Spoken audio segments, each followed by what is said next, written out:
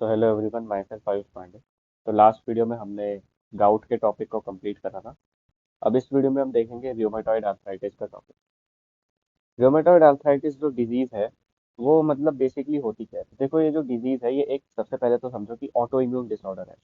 Auto immune मतलब, auto immune का मतलब ये होता है कि जब हमारी बॉडी, जो हमारी बॉडी के खुद के सेल्स हैं, उनके खिलाफ ही एंटीबॉडीज बनाना शुरू कर दे, तो जो एंटीबॉडीज होंगे वो हमारे बॉडी के सेल्स को ही अटैक करके डिस्ट्रॉय करेंगे। तो इसीलिए ये ऑटो इम्यून डिसऑर्डर है रूमेटॉइड आर्थराइटिस। और इसमें जो एंटीबॉडीज प्रोड्यूस होती है वो हमारे जॉइंट्स के अगेंस्ट, या फिर आप कह सकते हैं जो साइनोवियल फ्लूइड है, या तो जॉइंट में जो सेल्स प्रेजेंट होते हैं साइनोवियल फ्लूइड में, उसके अगेंस्ट ये एंटीबॉडीज प्रोड्यूस होती है जो कि जॉइंट को स्लोली स्लोली डिस्ट्रॉय करती है। So rheumatoid arthritis is an autoimmune disorder and chronic inflammatory disorder that mainly affect the joint of human beings, including phalanges of hands and feet. And rheumatoid arthritis female में ज़्यादा common होती है as compare to mail. अच्छा, तो symptoms क्या क्या होते हैं rheumatoid arthritis के? जॉइंट डिस्ट्रक्शन, जॉइंट का stiffness, chronic pain in joint, joint में इन्फ्लामेशन होना। अब यहाँ पे तो लिखा है इन्फ्लामेशन इन जॉइंट्स, लेकिन हमें बाहर से कैसे पता चलेगा कि जॉइंट में इन्फ्लामेशन हो रही है? जब आप उस एरिया को टच करोगे तो उसका टेम्परेचर रेज्ड होगा, रेडनेस होगी, वहाँ पेन होगा वहाँ। सिंपल। तो अब जो ड्रग्स हम रूमेटॉइड आर्थराइटिस को ट्रीट करने के लिए देते हैं, एम क्या होता है उसका? कि सबसे पहले तो पेन कम करो, जॉइंट की स्टिफनेस कम करें, और जो जॉइंट में डिफॉर्मिटी हुई है उसको प्रिवेंट करें। तो देखो, अब पेन को कम करने के लिए हम क्या क्या दे सकते हैं? हम एंटी इंफ्लेमेटरी ड्रग्स दे सकते हैं, हम इम्यूनोसप्रेसेंट ड्रग्स दे सकते हैं ताकि एंटीबॉडीज ही ना बने। तो एंटी इंफ्लेमेटरी में तो non steroidal anti inflammatory drugs हो गई, जैसे फॉर एग्जांपल जैसे कि डाइक्लोफिनेक, एसिक्लोफिनेक, आइबुप्रोफेन, पेन कम करने के लिए। कॉर्टिकोस्टेरॉइड्स दे सकते हैं ताकि इम्यूनिटी सप्रेस हो और एंटीबॉडीज ही ना बने, तो जॉइंट का डिस्ट्रक्शन ही नहीं होगा। तो अब यहाँ पे here one major negative point is NSAIDs and corticosteroids don't modify the disease and don't inhibit the progression of rheumatoid arthritis। इसका मतलब क्या है कि देखो, ये जो दो ड्रग्स हैं, ये रूमेटॉइड आर्थराइटिस का कॉज कॉज क्या था कि जो एंटीबॉडीज हैं वो हमारी बॉडी के सेल्स के अगेंस्ट बन रही है। तो ये जो उसका कॉज है उसको ट्रीट नहीं करते। ये बस एक प्रोफाइलैक्सिस के लिए है कि जैसे ही आप ड्रग देना बंद करोगे वैसे ही पेशेंट को दोबारा सिम्टम आ जाएंगे। Corticosteroids are used as a bridge therapy in rheumatoid arthritis। मतलब bridge therapy in the sense कि आप बस उसके सिम्टम्स कंट्रोल कर पा रहे हो, उसको ट्रीट नहीं कर पा रहे, यानी टेम्पररी थेरेपी है ये। अब ये तो हो गई दो ड्रग्स जो कि एज अ बस सिम्टोमेटिक ट्रीटमेंट के लिए है। अब आगे जो हमारी क्लास ऑफ ड्रग्स आती है वो आती है डी मार्च। डी मार्च का मतलब होता है disease modifying anti rheumatoid drugs. तो अब ये जो ड्रग्स हैं स्लो एक्टिंग होती है, मतलब लंबे टाइम तक चलती हैं पेशेंट की। डीमार्ट्स को हम सार्स भी कहते हैं, that is slow acting anti rheumatoid drugs. और ये दो टाइप्स की होती है, एक होती है नॉन बायोलॉजिकल और एक होती है बायोलॉजिकल। नॉन बायोलॉजिकल और बायोलॉजिकल का मतलब क्या है कि देखो, नॉन बायोलॉजिकल वो है जो ड्रग्स आप बाहर से सिंथेसाइज करके पेशेंट को दे रहे हो, जो पेशेंट के बॉडी पे एक्ट कर रही है। बायोलॉजिकल का मतलब कि जैसे हमारी बॉडी में इंटरल्यूकिन्स होते हैं या इंफ्लामेटरी मीडिएटर्स होते हैं, जैसे ट्यूमर नेक्रोसिस फैक्टर, इंटरफेरॉन्स या इंटरल्यूकिन्स।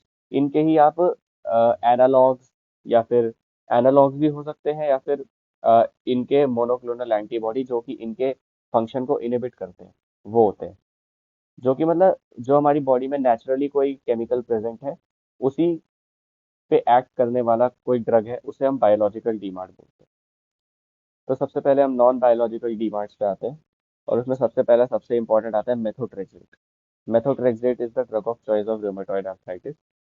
अब देखो, मेथोट्रेक्सेट एक्ट कैसे करता है। ये एक एंजाइम होता है डाईहाइड्रोफोलेट रिडक्टेज, इसे इनहिबिट करता है। इसका मतलब ये क्या करता है, ये डाईहाइड्रोफोलेट रिडक्टेज को इनहिबिट करके ये आपके टी और बी सेल को सप्रेस करता है, जिससे अगर टी और बी सेल ही सप्रेस हो गए तो फर्दर एंटीबॉडीज प्रोड्यूस ही नहीं होंगी। इसमें anti inflammatory and immunosuppressant properties होती है। इसके कुछ एडवर्स इफेक्ट भी होते हैं, जैसे ये फोलेट के लेवल्स यानी विटामिन बी 9 के लेवल को डिक्रीज करता है, जिससे मेगालोब्लास्टिक अनीमिया भी हो सकता है। तो इसके साथ जब भी कोई मेथोट्रेक्सेट प्रिस्क्राइब करता है, उसके साथ साथ फॉलिक एसिड सप्लीमेंट्स भी दिए जाते हैं।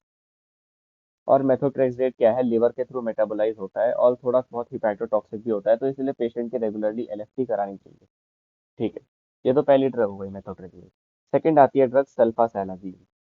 अब सल्फासेलाजीन क्या है, ये जब हमारी बॉडी में जाती है तो दो ड्रग्स में स्प्लिट हो जाती है। पहली है 5 अमीनो सैलिसिलिक एसिड और दूसरी है सल्फापाइरिडीन। जो सल्फापाइरिडीन है ये एंटी इंफ्लेमेटरी है, तो ये रूमेटॉइड आर्थराइटिस के लिए है। जो 5 अमीनो सैलिसिलिक एसिड होती है, ये एक डिजीज होती है बॉडी में, इन्फ्लेमेटरी डिजीज ही होती है, अल्सरेटिव कोलाइटिस जीआईटी की डिजीज है, उसको ट्रीट करने के काम आती है। कॉन्ट्रा इंडिकेशन इसका क्या है कि ऑब्वियसली नाम में सल्फा आ रहा है तो ये सल्फर डिराइव ड्रग्स है। अब अगर किसी पेशेंट को सल्फा एलर्जी है तो उसको ये नहीं देंगे, सिंपल सी बात। तीसरी जो ड्रग है वो है लेफ्लुनोमाइड। लेफ्लुनोमाइड क्या करती है, ये भी एक नॉन बायोलॉजिकल डीमार्ड है। ये डीहाइड्रो ओरोटेट डीहाइड्रोजनेज एंजाइम को इनहिबिट करती है। This enzyme is responsible for de novo pyrimidine synthesis. अब अगर पायरिमिडीन सिंथेसिस ही नहीं होगी तो आगे जाके डीएनए सिंथेसिस नहीं होगी, डीएनए सिंथेसिस नहीं होगी तो टी और बी सेल्स प्रोलिफरेट नहीं करेंगे, एंटीबॉडीज नहीं बनेंगी। तो जो मेथोट्रेक्सेट सल्फासालाजीन लेफ्लुनोमाइड ड्रग्स हैं, they are most important drugs used in rheumatoid arthritis. Others कोई ड्रग हम यूज कर सकते हैं, जैसे फॉर एग्जांपल हाइड्रोक्सी क्लोरोक्विन। इसके पास थोड़ी बहुत डीमार्ड प्रॉपर्टीज यानी एंटी इंफ्लेमेटरी प्रॉपर्टीज है, ज्यादा नहीं है। एडवर्स इफेक्ट क्या है हाइड्रोक्सी क्लोरोक्विन के, आप सबको पता है एंटी मलेरियल ड्रग है, कोविड के टाइम पे भी बहुत चली थी, तो इसीलिए हर जगह आता रहता था हर चैनल में कि हाइड्रोक्सी क्लोरोक्विन या क्लोरोक्विन आजकल बहुत इमर्जिंग ड्रग हो रही है कोविड में। और फिर इसके साइड इफेक्ट्स भी दिखाए जाते थे, देखे ही होंगे सबने। साइड इफेक्ट वैसे क्या होते हैं इसके, अगर कोई पेशेंट ज्यादा टाइम तक ले तो बुलजाई मैक्यूलोपैथी, कॉर्नियल डिपॉजिट करा देती है, ईसीजी में क्यूटी प्रोलॉन्गेशन करा देती है, नेल्स म्यूकस मेम्ब्रेन का पिगमेंटेशन करा देती है। इम्यूनोसप्रेसेंट लाइक साइक्लोस्पोरिन भी दिए जा सकते हैं, ताकि इम्यूनोसप्रेसेंट यानी एज अ ब्रिज थेरेपी। ठीक है। Other conventional drug gold salt penicillamine आप याद रख सकते हैं। बाकी मेन तो ये तीन थे। सबसे पहली कौन सी थी, मेथोट्रेक्सेट, सेकंड सल्फासालाजीन, थर्ड लेफ्लुनोमाइड। ओके। अब आते हैं बायोलॉजिकल ड्रग। अब देखो जैसे ये थे मेथोट्रेक्सेट, सल्फासालाजीन, लेफ्लुनामाइड, ये हमारे नॉन बायोलॉजिकल डीमार्ट थे। मतलब ये किसी भी ऐसा कोई कोई केमिकल मीडिएटर हमारी बॉडी में प्रेजेंट है उस पे एक्ट नहीं कर रहे थे। फॉर एग्जांपल इंटरल्यूकिन, टीएनएफ, ये सब। लेकिन अब जो ये बायोलॉजिकल डीमार्ट्स होते हैं, ये इन केमिकल मीडिएटर्स को इनहिबिट करते हैं जाके, किसी एंजाइम या ऐसी किसी चीज को नहीं, ये मीडिएटर्स को इनहिबिट करते हैं, इसीलिए बायोलॉजिकल डीमार्ट्स कहलाते हैं। तो जैसे फॉर एग्जांपल टीएनएफ अल्फा आपका एक इम्यूनिटी नहीं, इन्फ्लामेशन का मीडिएटर होता है जो इन्फ्लामेशन को बढ़ाता है। अब अगर ये इन्फ्लामेशन को बढ़ाएगा तो जॉइंट में तो और पेन होगा, तो इसलिए टीएनएफ अल्फा एंटागोनिस्ट दिए जाते हैं। इसका एडवर्स इफेक्ट हो सकता है, कैंसर का रिस्क बढ़ाता है, ट्यूबरक्लोसिस या हेपेटाइटिस बी का रिस्क बढ़ाता है। बट अगर रूमेटॉइड आर्थराइटिस ट्रीट करना है तो ये दिया जाता है। अब टीएनएफ अल्फा एंटागोनिस्ट एग्जाम्पल आप याद रखो, सबसे कॉमन एडालीम्यूमैब, ये जो मैं मार्क कर रहा हूँ एडालीम्यूमैब, ये एक मोनोक्लोनल एंटीबॉडी है। मोनोक्लोनल एंटीबॉडी का मतलब क्या होता है, सिंपली एक एंटीबॉडी है जो हमारी बॉडी में जैसे टीएनएफ अल्फा प्रेजेंट है उससे बाइंड करेगी और फिर उसको उसका फंक्शन इनिबिट कर देगी टोटल। ये है। फिर इंटरल्यूकिन 1, ये भी एक क्या बोलते हैं, इन्फ्लामेटरी मीडिएटर होता है, और इंटरल्यूकिन 1 फीवर के लिए भी रिस्पॉन्सिबल होता है। तो इसके एंटागोनिस्ट दिए जा सकते हैं या इसके अगेंस्ट मोनोक्लोनल एंटीबॉडी दी जा सकती है, जैसे canakinumab. Janus kinase inhibitor, Janus kinase एक Janus kinase inhibitor, Janus kinase क्या है, आप ये समझो कि जेनस काइनेज एक रिसेप्टर या फिर आगे जाके एंजाइम एक्टिवेट करता है जिससे कि टी और बी सेल की प्रोलिफरेशन बढ़ती है। तो जेनस काइनेज इनहिबिटर होते हैं जैसे टोफासिटिनिब, या फिर मोस्ट कॉमन तो इमैटिनिब होता है। अगर किसी ने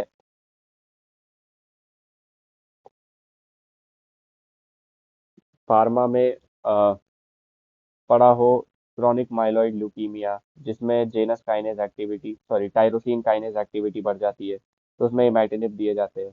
यहाँ पे टॉफासिटिनिब है। ओके। इंटरल्यूकिन 6 एंटागोनिस्ट, तो इंटरल्यूकिन 6 एंटागोनिस्ट रिप्रेजेंट इंटरल्यूकिन 6, मतलब जो इंटरल्यूकिन 6 को इनहिबिट कर रहे हैं। इसमें मोस्ट कॉमन है टॉसिलिजुमैब।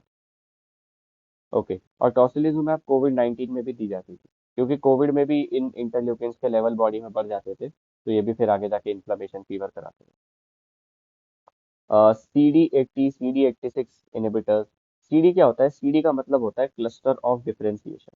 बहुत सुना होगा आपने सेकेंड ईयर में सीडी। सीडी का फुल फॉर्म क्या होता है? Cluster of differentiation. ये कुछ नहीं होता, सिंपली बस हमारे सेल में कुछ रिसेप्टर्स होते हैं, सीडी रिसेप्टर्स, जो कि उस सेल की स्पेशल प्रॉपर्टी होती है कि ये सीडी रिसेप्टर उसी सेल में प्रेजेंट है। तो CD80 86 इनहिबिटर्स हो सकते हैं, जैसे एबेटासेप्ट वगैरह। CD20 को इनहिबिट करने वाले रिटुक्सिमैब। ठीक है। अब देखो, अब क्योंकि ये बायोलॉजिकल ड्रग्स जो है, ये जो हमारे नॉन बायोलॉजिकल डीमार्ट थे, इनसे बहुत महंगे होते हैं, तो इसीलिए पेशेंट को जब इन तीन ड्रग्स, मेथोट्रेक्सेट, सल्फासेलाजिन, लेफ्लुनोमाइड से ट्रीट नहीं हो रहा होता, तब बायोलॉजिकल ड्रग्स जो है वो स्टार्ट की जाती है। इसलिए यहाँ लिखा है everyone can not afford biological drugs. ठीक है। अब गाइडलाइंस क्या है रूमेटॉइड आर्थराइटिस ट्रीटमेंट की, कि अगर पेशेंट डायग्नोस्ड है तो मेथोट्रेक्सेट स्टार्ट कर देनी चाहिए। और अगर पेशेंट को मेथोट्रेक्सेट के बाद सिम्टम्स जो है वो रिलीव नहीं हो रहे हैं, तो आप लेफ्लुटामाइड सल्फासेलाजीन दीजिए। और अगर तब भी रिलीव नहीं हो रहे हैं, तब आप बायोलॉजिकल डीमार्ट स्टार्ट कीजिए। तो ये था रूमेटॉइड आर्थराइटिस का चैप्टर।